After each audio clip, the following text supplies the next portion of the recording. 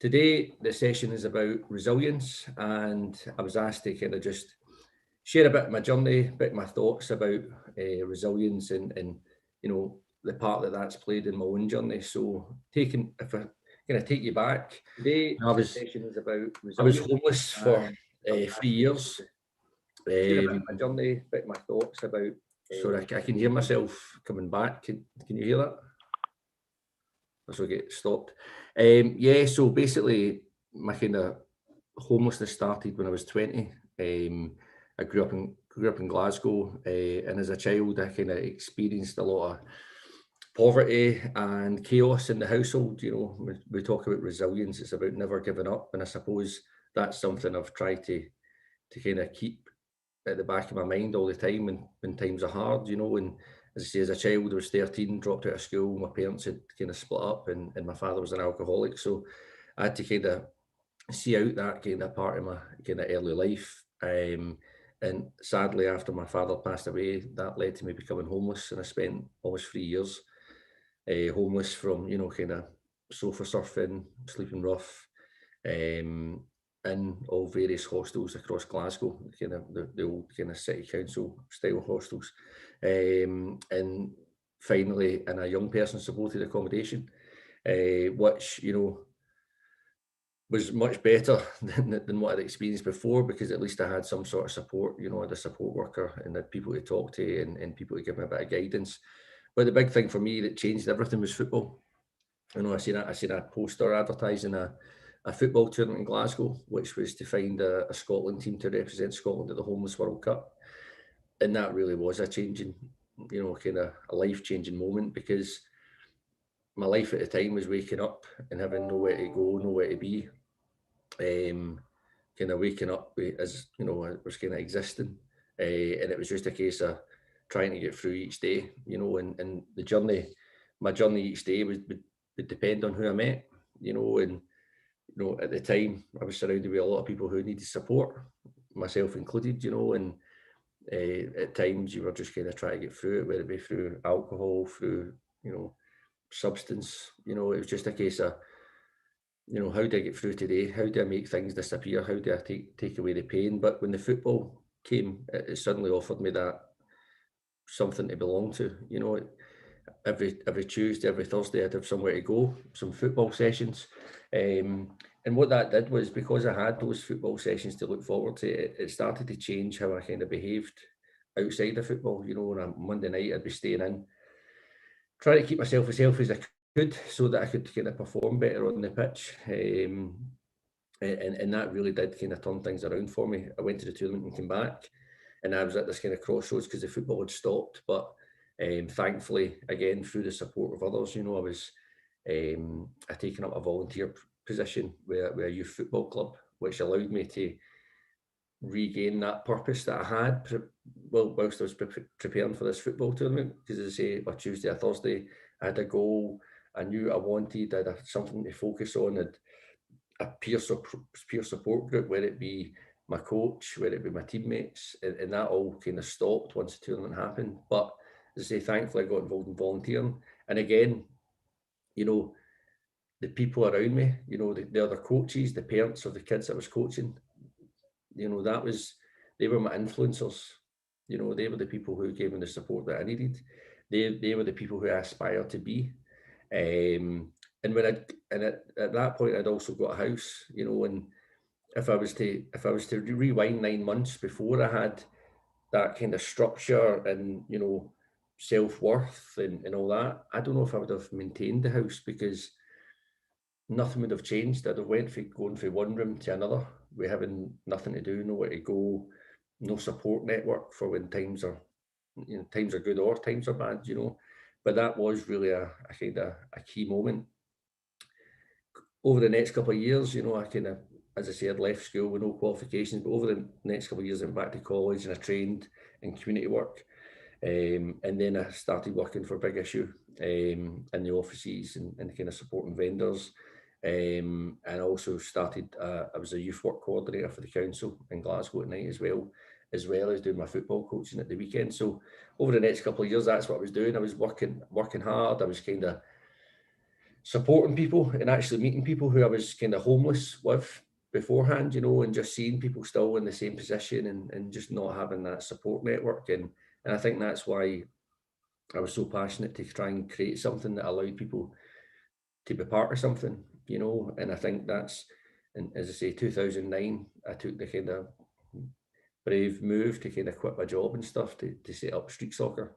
You know, and street soccer is an organisation which uses football and kind of harnesses the power of football to create positive change in the lives of people, you know, who are experiencing homelessness or, you know, going through mental health and try to overcome addiction.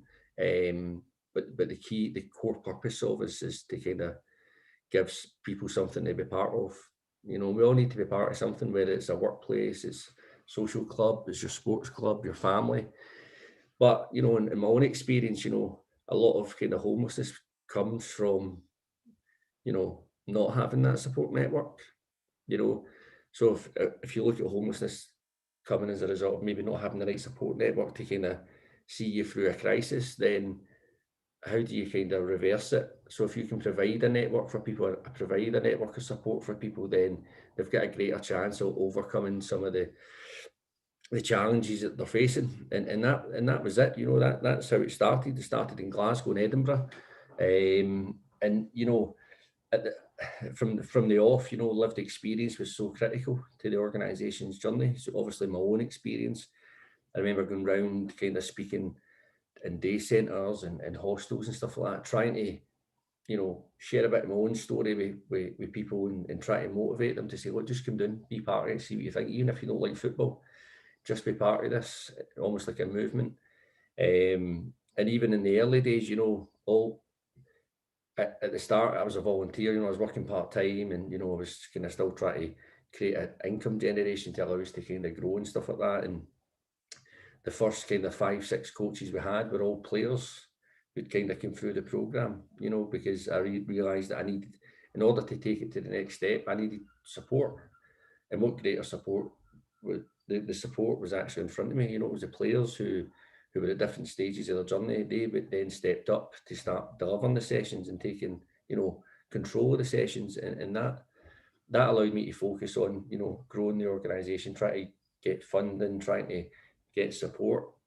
And resilience is running all the way through this, you know, because I remember the first couple of years, it was so tough, you know, trying to get people to buy into you, trying to get people to kind of support you. You know, the players were there, you know, the sessions were busy, you know, change was happening in front of our eyes, but, you know, it was about trying to get people to buy into that, you know. And anyone who's been involved in early stage charities and social enterprise setups, it's much easier to support the bigger charities, you know, the charities have been there for a long time, because they're kind of proven there's less risk attached to kind of going with a kind of newbie and someone with a vision for better. You know, it was a bit of a risk, but I kept going, and that was a lot down to the people around me, you know. And I'd never ran a business in my life, you know, or an organisation, and I'd never dealt with accounts and all these types of things that I had to suddenly deal with. So, you know, I used the network that I started to create, and they kind of supported that. I mean, today street soccer's been going for 12 years now, you know, and a lot of our players, a lot of our staff, as I say, have came through the street soccer journey with us. But there's just so much more to do.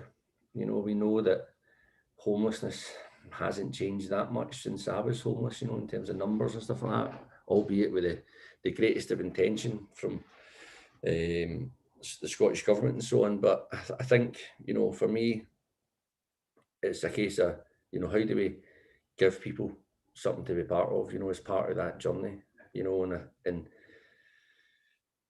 street soccer plays a part in that, you know.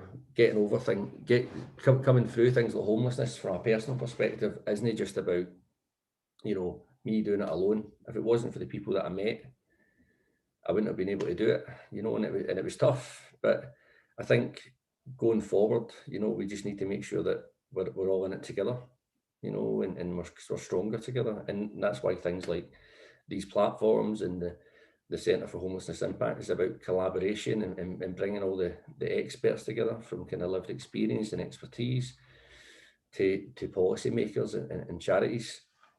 You know, probably the biggest challenge, you know, for myself, you know, overcoming homelessness. I mean, we just came through COVID there. You know, COVID was a crisis that affected everyone. You know, normally crises only affect small numbers, but this was the first time. You know, this is the first time it's actually, you know, not really excluded anyone, albeit everyone's in a different boat through the same storm. But I think, you know, I was relatively comfortable, even though the world was up in the air and people who'd maybe never experienced crisis before were really struggling. And I'm talking about senior business leaders and people who have kind of so-called got it together. But I think, as I say, one of the things that going through homelessness is obviously a negative experience, but there is positive things that you can take from that in terms of, you know, I spent a good chunk of my life, you know, not knowing what was happening tomorrow because of that kind of situation I was in. And that was kind of similar to COVID. No one really knew what was happening. So I actually felt relatively comfortable in kind of steering the ship of the organisation. But, you know, the biggest challenge was the fact that we were an organisation that was set up to bring people together, and all the impact of COVID was you weren't allowed to do that. So, you know, it was a case of making sure, first and foremost, your team were okay, because they're the ones that provide the support to players. And we created a plan to try and, although we weren't doing football, all the other stuff, you know, all the other stuff that the support, the one-to-one support, the mental health support, food and stuff like that, that could all happen. And I think, you know, street soccer's quite a simple model, really. You know, as I said to before, it's about having something to belong to, providing a bit of purpose, a bit of structure in your week, a bit of hope when you need it, you know. But often we look at situations like homelessness and mental health and addiction, and they seem complex, and quite often they are complex, but the solution isn't. You know, it's about being there for each other, supporting people, bringing people closer to access the support that they need, rather than just assuming that you know what people need. So it's about creating those communities, creating that community around the person. And as we kind of take the next step in terms of ending homelessness in Scotland, we must make sure that, you know, people are given that choice of connection and reconnecting them into communities and socialising people. Because if we don't, then if a crisis happens or you're maybe not feeling great, if you don't have anyone to turn to or anyone to support or speak to, then things will just kind of spiral back the way. So I think it's really important going forward that we do that. And I'm a big believer of that, you know. So as I say, you know, we've all got a lot of hard work to do to make sure that we can end homelessness, but you know, we need to make sure that we all play our part, you know, from a kind of housing perspective, making sure that there's no huge waiting lists and people get the support as soon as they need it, you know, rather than, you know, when I look back at my own journey, I spent about a year and a half just trying to navigate, just kind of not realising, you know, I was only a young person at the time, and I'm stuck in these kind of council hostels with no support worker or nothing. You know, that should have been picked up, you know, because actually, you know, day by day, my health deteriorated. I mean, I'm probably lucky still to be here, you know, based on the surroundings that I was in and the people that the situation. I was desperate, you know, and I couldn't even look people in the eye. You know, I couldn't even walk down certain streets in Glasgow because I felt so worthless. But thankfully, as I say, I met a street worker who kind of introduced me to the James Shields project, which was, as I say, a supported accommodation for young people. But I do firmly believe that I wouldn't have maintained the house that I got if I didn't have a support network, you know, because you just can't do it alone.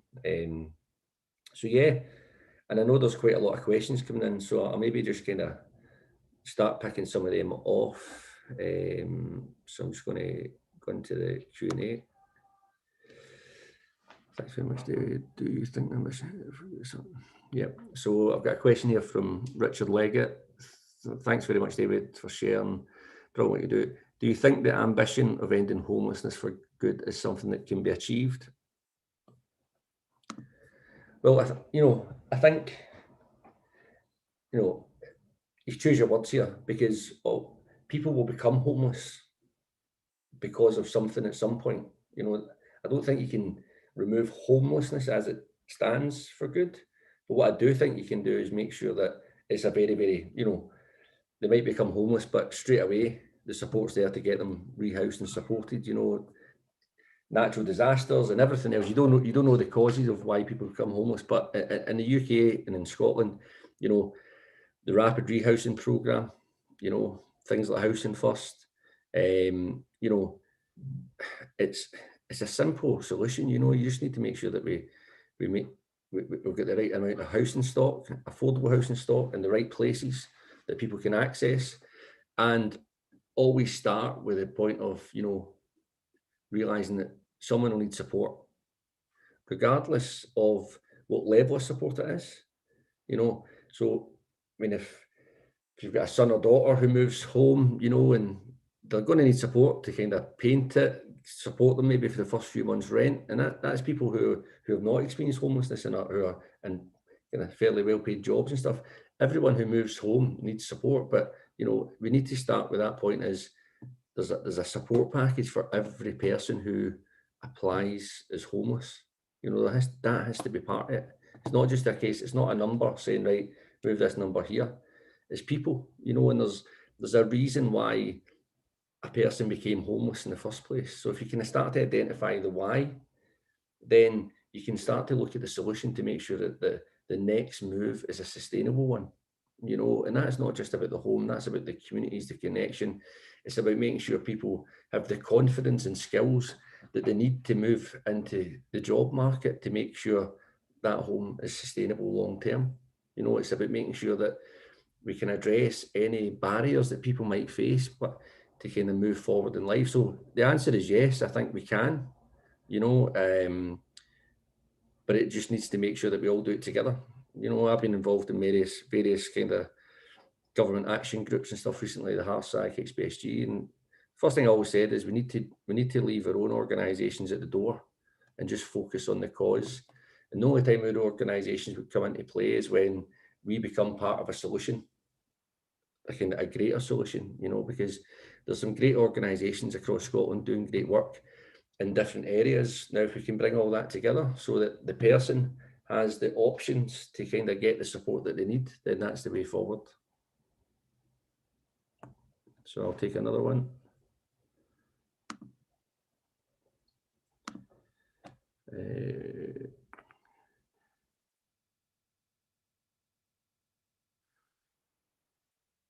So I've got a question here. How do you talk honestly about your experience of homelessness without letting homelessness define your life? That's a good question. Never been asked that one before. I mean, I think I mentioned, earlier, it's like every experience you have in life, and we can look at COVID, for example. There's good things that have actually, there's life lessons and learnings that's come out of COVID that you can take forward and probably make your life a bit better, with the things that you've learned. But for me, about, homelessness was a part of my life, and I suppose it's one of these things that, it'll always be something that I talk about, and it'll always be something that's probably attached to me because of my journey and because of what I do. But I think there's a strength in it, because for the job that I do, I wouldn't be able to do what I do without knowing what happened. It's easy to see what homelessness looks like, and it's easy to look at it, but actually to feel it, to feel what the emotions are when you're at a particular point in your journey, then I think, it's a good thing. It's a good thing that I can draw on that experience. Even as a child, we do a lot of stuff with youth and our prevention stuff. Having that understanding helps you shape what you want to achieve, and obviously engaging the players around us to kind of make those decisions. But I think, it's something that I think about, but it's like homelessness is only a temporary thing. It's only a part of it. It's not a label. It's not something I can't. Oh, there's David Duke, the former homeless person. I'm David Duke. I'm the CEO of Street Soccer, or I'm David Duke. I'm the friend or I'm David Duke, the teammate. Do you know what I mean? I don't like labels, and that probably ties in with a question from Lydia. Thinking about street soccer, why did you not add homeless to the name? How important is it that people are not defined by their experience of homelessness? Well, you know, that's a great question. And I think, you know, the reason it's not, because exactly as you mentioned, I don't like putting labels on things, you know, homeless football or mental health football or, you know, addiction football. It's just street soccer. It's for everyone, you know, and I think the reason for that is, you know, we don't want to kind of label our players. We want players just to come to be part of it. And actually, I always remember that, I've heard it quite a lot of times, you know, when players come and they talk about the experiences, they're like, oh, I was Julie, the player, not Julie, the addict. You know, I was that, they felt like they were just quite rightly part of something, you know, there was no labels, they were just people, we're all people. It was just people supporting people, and I think that's really important. I'm just going to see if I can get another question. David, what would be your top tips for anyone going through difficult times? Share your feelings.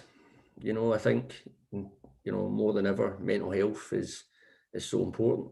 And one of the key things about, you know, trying to kind of, if you're going through pain, you know, if you're struggling with your mental health, you're really having a hard time, the greatest thing you can do is talk about it and speak to somebody that you trust.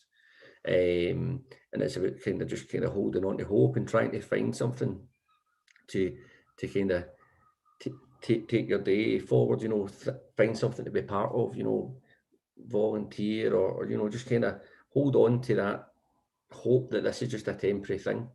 You know, it's like, you know, it's like the clouds come and go, you know, and it's about having that, and you can only hold on to that hope. You know, it's really hard to picture that when you're in crisis, and you know, I'm waking up in the morning and I'm thinking, you know, is this it? Is this my life? Do you know what I mean? And it wasn't until speaking to people and creating a community for myself, I was allowed to understand that, you know, it's temporary. You know, there's other people going through the same pain, sometimes worse, and just kind of hanging on to hope. I'm trying to think now. Any more questions? That was what I loved about the surf program. Yeah, so Hannah's saying that was what I loved about the surf program. There was no labels, just allowed to be yourselves and have a laugh, and it's true. You know, it's just I want escapism for players. You know, I want people to leave, you know, the pain or the situation behind and come there for a few hours and get support, play football, have fun. And I think actually, you know, when I look back, one of the biggest things that I remember from our time being homelessness was I was in a youth persons project and we had an activities worker. So the activities worker's job was to kind of engage, work with the people in the building to say, look, we're creating a range of activities. So it could be skiing, it could be fishing, it could be orienteering, and so on and so on. And every week we would pick an activity and go and do it. And it was great. I used to really look forward to it. And again, similar to what Hannah mentioned, it allows you just to kind of forget, have a laugh and be yourself and then experience new things. And I remember going back like 10 years later to the same project, you know, and I says, oh, where's all, because you used to have all the pictures from all the trips up on the wall with all the young people, like with the fish that they caught or whatever. And I says, where's the activities? Like, oh, we don't do it anymore. We don't have the funding because because of the tightening of budgets at a local authority level meant that the additional money that they used to fundraise had to go towards the kind of the upkeep and the general upkeep of the building and the most basic level of support. You know, so things like the activity worker and all that was gone because they had to subsidise that. And I just thought it was really sad, you know, because these are things that, all right, it's, you know, they're not you know, it's not part of your kind of the local authorities plan, you know, that have activities for people experiencing homelessness and stuff, but at the greatest impact, you know. It's not a duty of care to do this, but it's important that we create these things. And that kind of saddened me, you know, the fact that some of the stuff that allows people to experience normality and have fun and create new connections wasn't a priority, because it should be. Do you know what I mean? So yeah, so football can be very tribal with people supporting rival teams. How do you overcome that? Well, we are the team. We are their team. You know, all the players come along. They get their. I mean, I'm wearing green just now, which is probably a no-go in Glasgow. But I mean, you know, when players arrive, they get a street soccer football shirt. You know, kind of they get boots and stuff like that, and we hope that we become their first team. You know, and all the other teams become their second teams. But we've never, to be fair, never really had an issue with it at all. Like, you know, Celtic and Rangers are great rivals, and you've seen quite a lot of stuff in the press. But you know, at street soccer, it's just we're all in the same team. Same teams are kind of hashtag, and that's the truth. You know, we're just there to support each other, and that's the most important thing. I'm just trying to see if there's any more questions. Oh, I just realised there's a Q&A button. Amazing what. So I've got a message from Virginia Murray. Amazing what a different sport can make to your life and self-belief. What is about street soccer that most helps people who are experiencing homelessness? The network, the exercise, the help to accessing services. I think, you know, Virginia, I think all three, to be honest. You know, I was kind of speaking about mental health last week, and, you know, my own experience of mental health is, when I'm struggling with my mental health, it tells me not to meet people. You know, it tells me to isolate myself and cut myself off. But the best solution that I've seen, both for myself and the people that we support, which is kind of backed up with the research, is people and exercise. You know, surrounding yourself with people, and then that physical activity and exercise just kind of enhances that. And as I say, not everyone knows the services that they either need or can access or how to access. So if we can make that a wee bit more simpler, because I think one of the key things about street soccer is the relationships that the players have with the coaches and the volunteers. Because when somebody comes to street soccer at first, you know, we don't say, oh, are you homeless? Are you experiencing mental health? We just make sure we get a name and an emergency contact details if they break a leg, which hopefully they don't. But, you know, we don't ask any questions until we've got a relationship. So for the first kind of 8 weeks, it's all about building trust and building a mutual relationship, so that players feel comfortable to be able to come to you and maybe share what's going on or access the support. So I think that's the kind of main thing. But I know I'm probably just about to run over time now, so I just want to say thank you for everyone who's kind of joined in. Keep up the great work from the Centre of Homelessness Impact, and hopefully see you at an in-person event soon. Thank you.